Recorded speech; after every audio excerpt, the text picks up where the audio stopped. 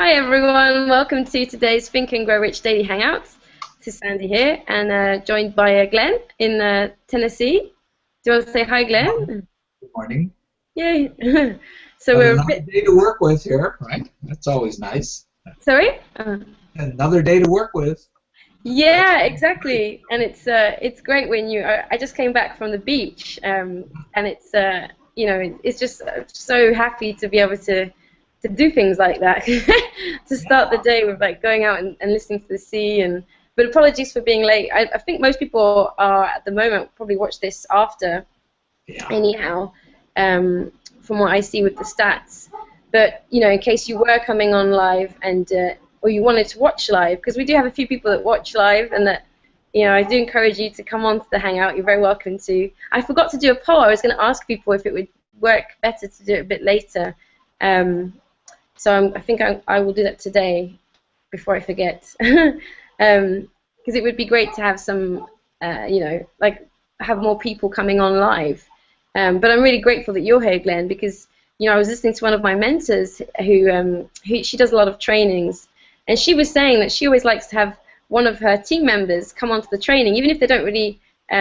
What she was doing while I was watching, and the person said, "Yeah, but I don't feel like I'm not an expert in this," and then she said, "Well, it's fine. Just having you here is great, and you have something to contribute." yeah. And you actually, Glenn, have always lots to contribute because you're interested in this topic too. So it's really great to have you here. uh, Well, it's great. It's great to be here and to connect. It's very. yeah, exactly. So today we're reading from the final chapter in the book, which is called Outwitting the Six Ghosts of Fear. So we've just finished the chapter on the sixth sense, which is all about being able to talk to infinite intelligence and developing that, in the same way that you would start training to run a marathon and you'd start building up your muscle, getting your body ready. You can do that with connecting with infinite intelligence, getting ideas, hunches, and not just doing it in a haphazard way, which is probably how 99% of people do it, but actually consciously having it as something that a part of your life and part of what you do. So, have you got the page, Glenn? I've got the page here. I just wanted to comment. It's interesting that he saved fear, and he really kind of has collated a lot of fear right at almost the end of the book, right? Yeah, it's true. Yeah, He knows that people really have to deal with this, and we all do every day, right? I mean, yeah. anytime you move forward, you're a little bit scared, So anyway, it'll be an interesting read. I'll bring it up now. Okay, great.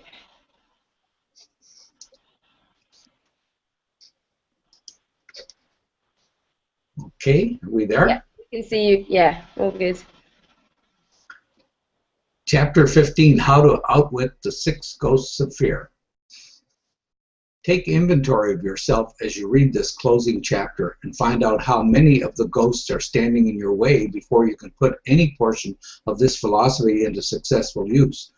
Your mind must be prepared to receive it. The preparation is not difficult. It begins with study, analysis, and understanding of three enemies which you shall have to clear out. These are indecision, doubt, and fear. The sixth sense will never function while these three negatives or any of them remain in your mind. The members of this unholy trio are closely related. Where one is found, the other two are close at hand. Indecision is the seedling of fear. Remember this as you read. Indecision crystallizes into doubt. The two blend and become fear. The blending process often is slow. This is one reason why these three enemies are so dangerous. They germinate and grow without their presence being observed. The remainder of this chapter describes an end which must be attained before the philosophy as a whole can be put into practical use.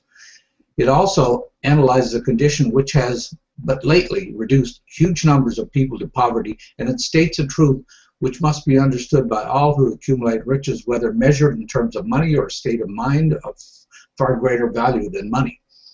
The purpose of this chapter is to turn the spotlight of attention upon the cause and the cure of the six basic fears.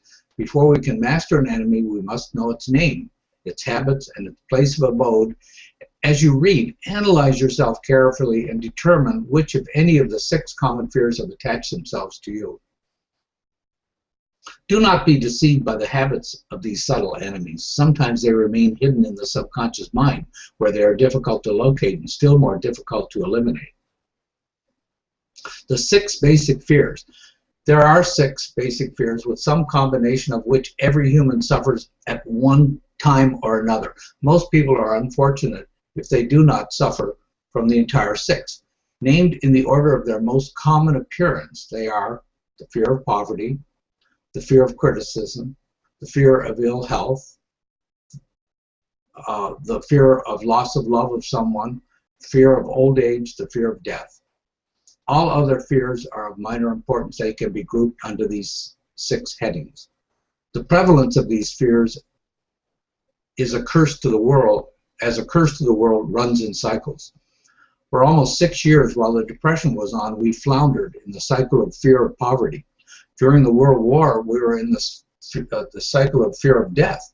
Just following the war, we were in the cycle of fear of ill health, as evidenced by the epidemic of disease which spread itself all over the world. That was the influenza that killed so many people. Fears are nothing more than states of mind. One state of mind is subject to control and direction. Physicians, as everyone knows, are less subject to attack by disease than ordinary laymen, for the reason that physicians do not fear disease. Physicians without fear or hesitation have been known to physically contact hundreds of people daily who are suffering from such contagious disease as smallpox without becoming infected. Their immunity against the disease consists largely of, not solely, in their absolute lack of fear. Man can create nothing which he does not first conceive in the form of an impulsive thought.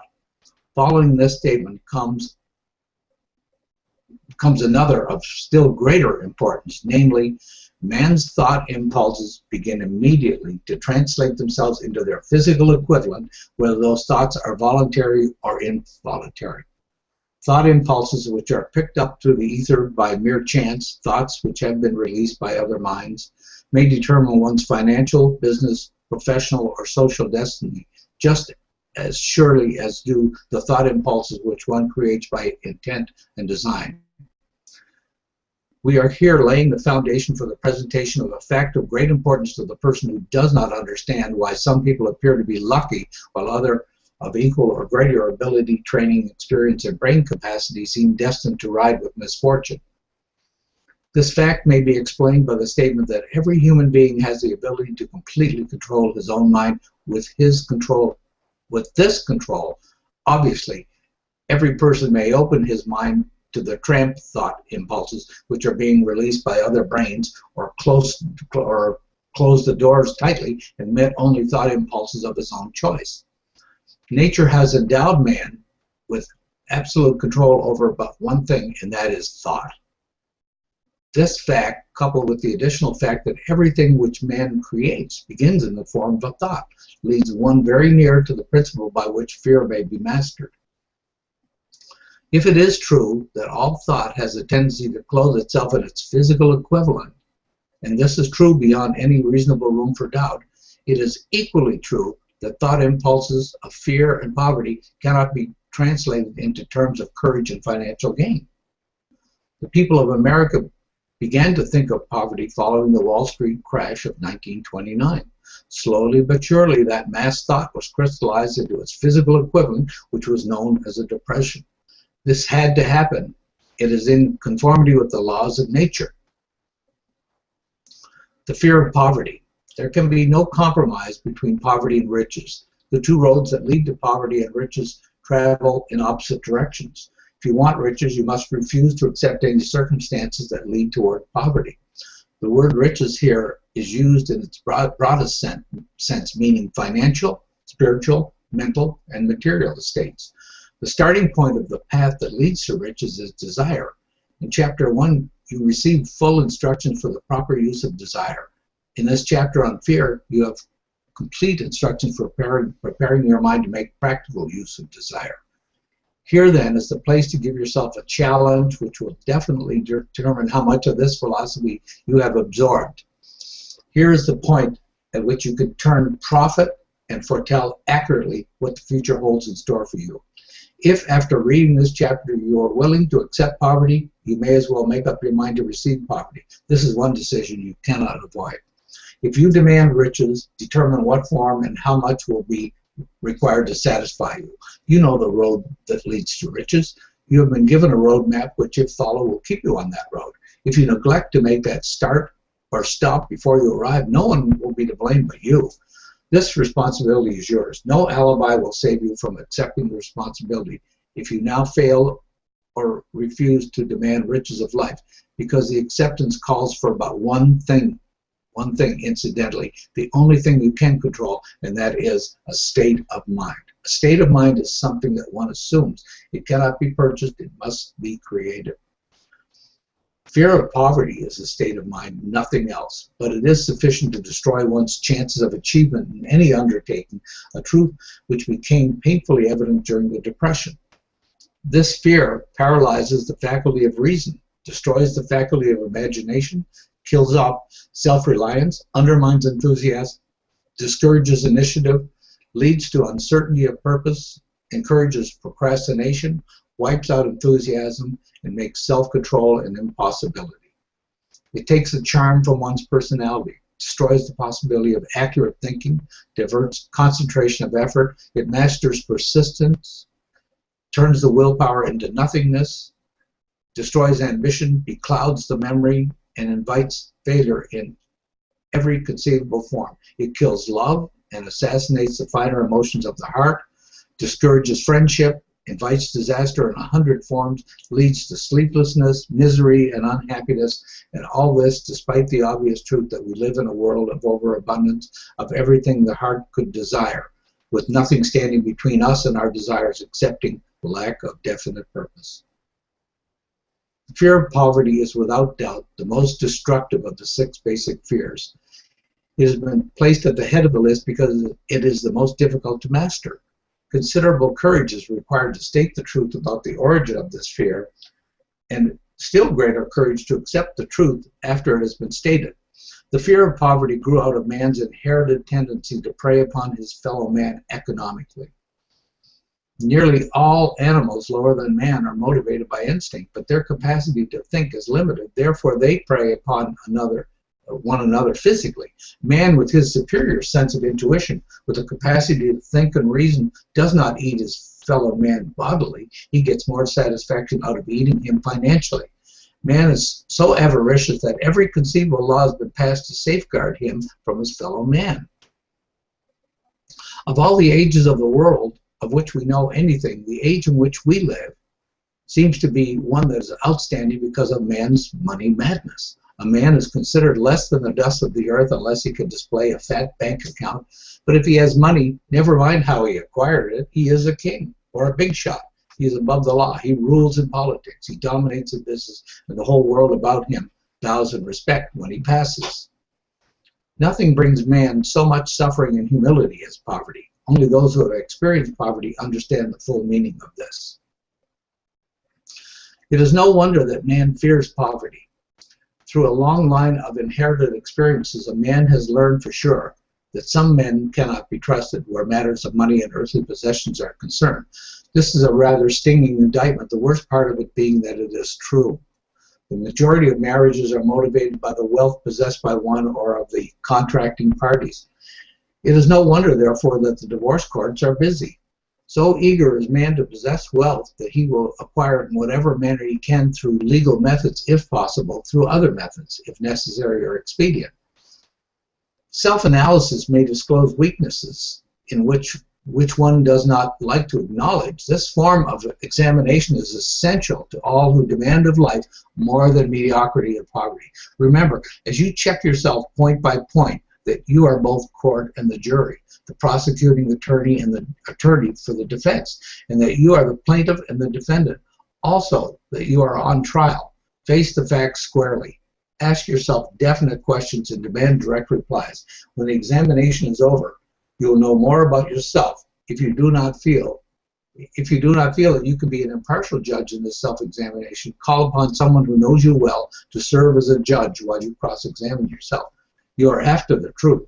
Get it, no matter what cost, even though it may temporarily embarrass you.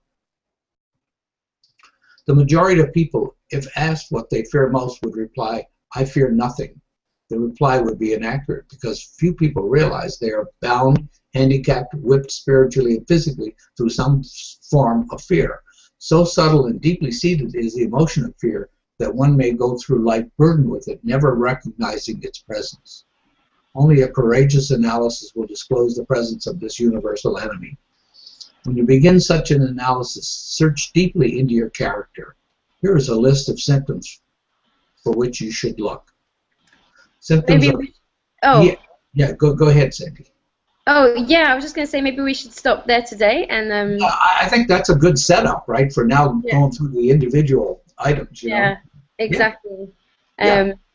And we have some viewers here, so I'm just going to turn on the Q&A in case you guys want to... Oh, no, I didn't enable it properly. So I'm going to make sure that's working. So, yeah, it's amazing, isn't it? It's the last chapter, and it's the last thing that he's sharing, but it's actually... It's so powerful, you know. He's saying if you don't, you have the power to choose riches. So if you don't and you fear poverty, you're basically choosing poverty. And always coming back to the fact that thoughts become the physical equivalent, right? Yeah, Thoughts exactly. become, in other words, they will come out, right? Whether bad or good, right? The equivalency will be obtained, right? So that's why it's so important to know yourself, right, and to understand how you're operating, right, and understand your beliefs. I mean, really know what your beliefs are, you know. And that brings me back to that other book, right, that we've been reading, you know, about assessing your beliefs. Exactly. And I think it's also useful to realize that, you know, the brain. I didn't actually realize this until very recently, till reading that book, that the brain doesn't make any decisions. Like, scientists have analyzed all, you know, everything they can, and the brain doesn't make any decisions. It just functions from habits, from it's an implementer, right? It's an implementer, not a creator. Yeah. So you basically you the being, we the beings, we you know, it's like our soul, some people would call it, or the infinite being. We're the ones that actually make choices about things. But a lot of people, I think, give so much power to their brain. You know, they believe that because the brain is thinking something, you know, for example, having a fear about something, it could be, you know, a fear about a relationship or a fear about money. You think that it's your brain sort of intelligently thinking, but it's actually just a habit. And I didn't realize also that in the same way we have habits of action, you know, like brushing your teeth, it becomes a habit to brush your teeth every morning, to tie your shoelaces up the right-hand side first. Our brain creates habits of thought. So that's why we often have the same fears coming back over and over. It's just because it's almost like we've carved out a path in our brain. Well, we have carved out a path, and our brain is used to taking that route. It doesn't mean that it's true. It doesn't mean it's truth, you know.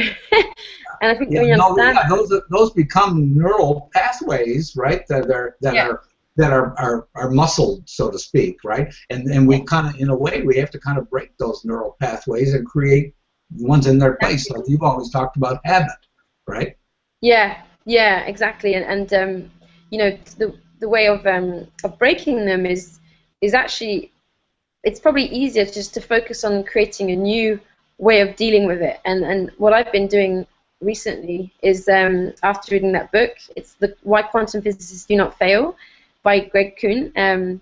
It's to, when you realize that you're having a fear or you're feeling worried about something, is to first of all notice it, because a lot of us don't notice it. Or like Napoleon says, and I know that this applied to me for years, you're so used to it, you don't even realize it's, you know, it just feels normal. Especially if you've grown up around parents that had worry and stress, and you know, it can just become ingrained into the way you think this world is. And actually what you can do is start to notice those moments when your heart sinks, or when you feel a bit, that pang of worry, and just notice it, and not be scared of it, don't feel bad about it, No, but embrace it. Embrace it, yeah, Cindy. exactly. Become actually grateful for it, because it's like it's like when you are sick because you've eaten something bad. You know, it's just a warning signal, and you Yeah. can actually fix it by noticing it and then telling yourself a better story about whatever it is that has you worried. You know, and starting from where you are right now, like, oh, if you're worried about, you know, like for example, recently I lived with a woman whose sister, mother, and two sisters, sorry, and her mother all have cancer, and she doesn't have cancer, but she kept talking about it over and over and saying, if I get cancer, I'm going to go to this hospital, not that hospital.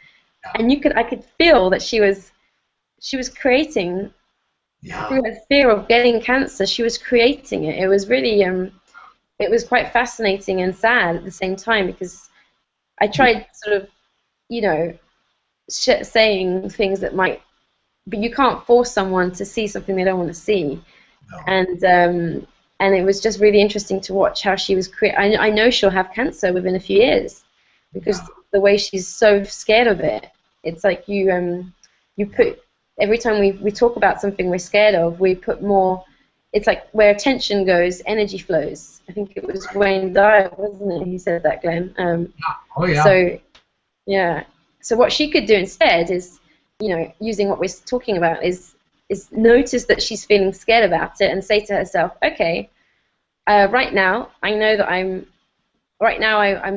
have the negative fear about cancer and I'm scared that I might get it, but I know that if I train myself to notice this and to tell myself better stories about my health, that I will not have cancer and that I will be very healthy and live a long life, you know, and you can just make something up, but start to retrain your mind to think differently, and it's amazing how quickly that works. I've really noticed a difference since I've been doing that with certain things. By It's the like, way, have you, later on, have you looked at Greg's ERC, emotional response chart, no, I haven't. I should look at that. or emotional reference chart, rather? Oh, well, we'll talk about that later. Okay.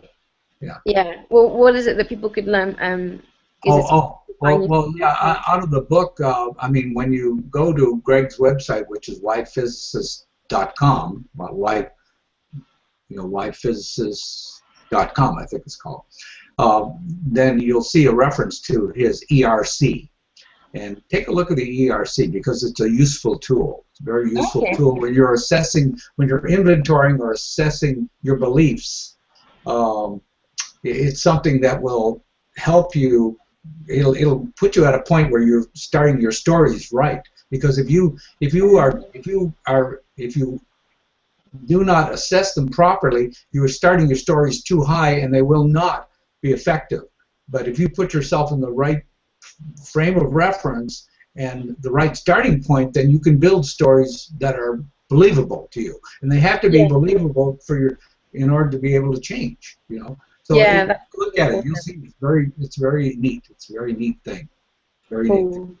Yeah, I think that's a really good point, because sometimes when people talk about the law of attraction or imagine yourself, you know, living your dream life, if someone's living in a, you know, barely getting by, or like, to go back to that example, you know, someone could say to my friend, just imagine yourself perfectly healthy and cancer miles away from you and never coming to you, and she would just, it wouldn't be believable for her to tell herself that, because she has to has start at cancer. the right point.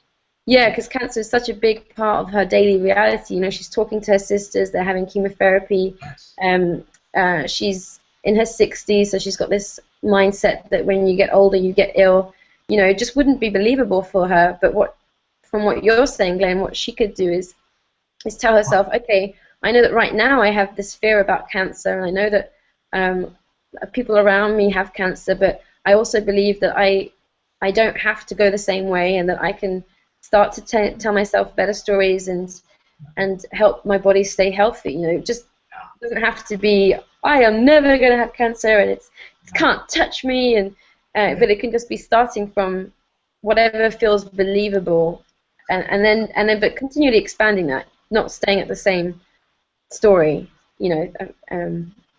As you feel more, each story gets more believable, you can expand it. Make it closer to your dream, to your target.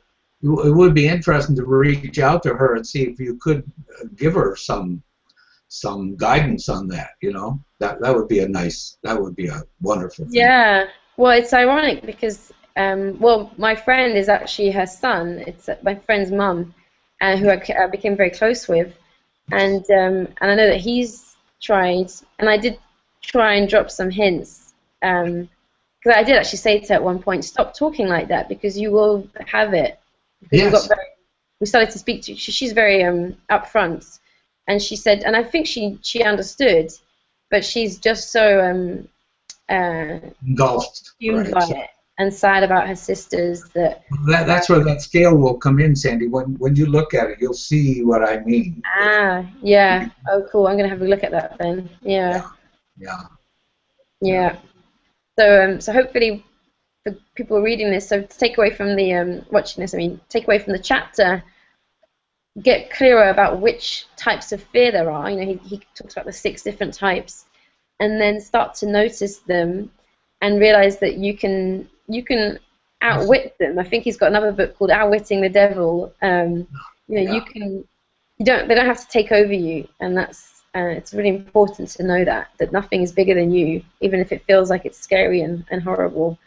Right. All of us have the greatness in us to be stronger than it and to create a new approach to something that's currently making us fearful. So let's go out and do it. Well, thank you so much for reading, Glenn, and we'll talk later on Skype. And thanks everyone for watching. If you have any questions, I'm going to post a poll in the group to see what times might work for more people, as I have the sense that Europeans aren't quite ready for. I think I was a bit too far in the future. Sometimes that happens, but we'll see. So I'll post a poll in the group, and have a great day, everyone. Yeah, Janet and I are off to the gym. Oh, cool. Well, have a great time. Okay. Bye, Glenn. Thanks so much. Have a great day. You too. Bye.